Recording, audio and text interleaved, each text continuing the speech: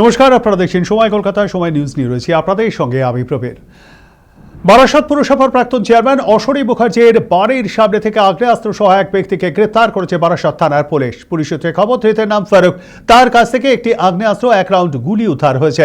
রাতের অন্ধকারে কেন অস্ত্র নিয়ে ওই এলাকায় ঘোরাফেরা করছিল সে, তাই নিয়েই উঠছে প্রশ্ন।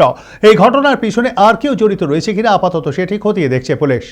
আমরা বিষয়ে আরো বিস্তারিত জেনে নেবার চেষ্টা করবো। আমাদের সঙ্গে রয়েছেন আমাদের প্রতিনিধি দীপ। এখনো পর্যন্ত এই ঘটনায় কি আপডেট খবর পাওয়া গিয়েছে? দেখো, গতকাল গভীর রাতের এই ঘটনা। গতকাল গভীর রাতে বারাসাত একেবারে থানা থেকে ঢিলছোড়া দূরত্বে কিন্তু এই যে অশরী মুখার্জি, যিনি বারাসাত পৌরসভার প্রাক্তন চেয়ারম্যান ছিলেন, তার বাড়ির একেবারে নিকট থেকে কিন্তু এক ব্যক্তিকে গ্রেপ্তার করে এবং তার কাছ থেকে কিন্তু একটি আগ্নেয়াস্ত্র পর্যন্ত উদ্ধার হয় এবং একটি রাউন্ড গুলি পর্যন্ত উদ্ধার হয়েছে, এমনটাই কিন্তু সূত্র মারফত খবর।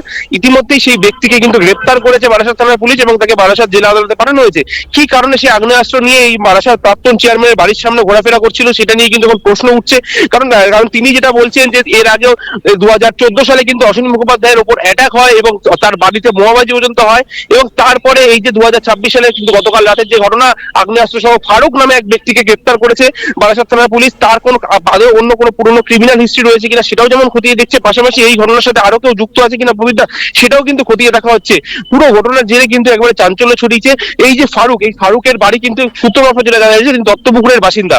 প্রবীরদা, ধন্যবাদ। আমাদের সঙ্গে থাকবার জন্য কথা বলছিলাম আমাদের প্রতিনিধি দীপের সঙ্গে এবং তা থেকেই আপনারা বিস্তারিত শুনলেন।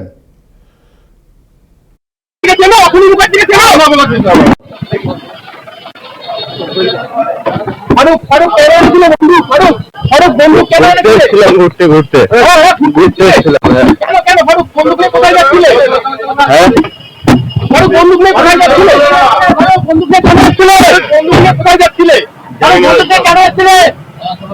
তুমি কি কোনো সন্ত্রাসী যুক্ত আছো? কারণ নাম বলবে। বন্ধু মানে নামই শুনিনি, কোনদিন ফার্স্ট টাইম নাম শুনছি। এখানে এই ধরনের কোন উপদ্রব এই যাবৎকাল ছিল না। আজ থেকে বেশ কিছু বছর আগে 2014 সালে ড্রাগ মাফিয়াদের এগেনস্টে আমি খুব প্রতিবাদ করেছিলাম এবং পুলিশ প্রশাসনের সাথে কথা হয়েছিল। তখন একবার বাড়িতে আমার বোম মারা হয়েছিল। আর এই প্রতিবাদটাই হয়তো কাল হয়ে যাচ্ছে, যে কারণে আমি খবর পেয়েছিলাম আর্মস নিয়ে একটি ছেলেকে পুলিশ অ্যারেস্ট করেছে। স্বাভাবিকভাবেই মানুষের যদি ক্ষতি হয় সেটা তো প্রশাসনের লক্ষ্য রাখা উচিত।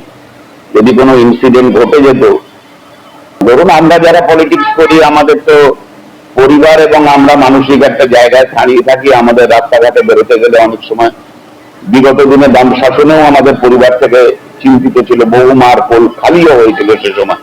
এই ধরনের অনভিপ্রেত ঘটনা যাতে না ঘটে সেদিকে যাতে প্রশাসন অ্যালার্ট থাকেন।